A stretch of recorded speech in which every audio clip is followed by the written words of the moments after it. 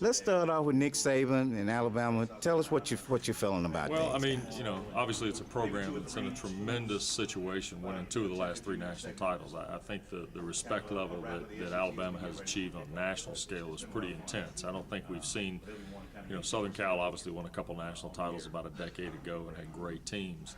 But really what Alabama's done against that kind of competition, it's really been remarkable how much success they've had the last couple of years.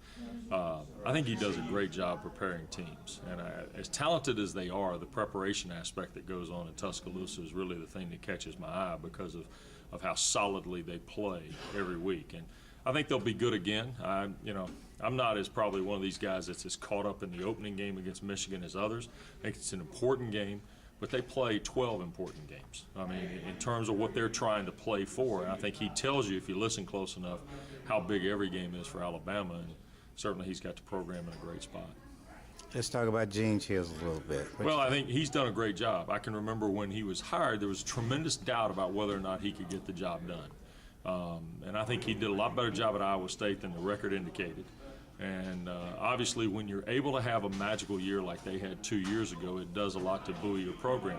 And it helps you get through years like last year. Now, they've got 18 of their top 20 tacklers back. They've got some indecision on the offensive side of the ball. But remember how much they lost off that BCS title team too.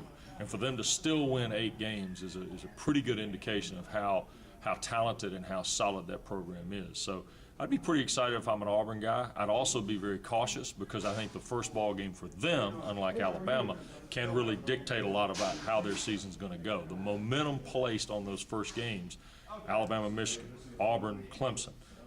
You've got a couple of others early in the year or in the month of September that I think are momentum games for the rest of the season, and Auburn is clearly playing one of those games.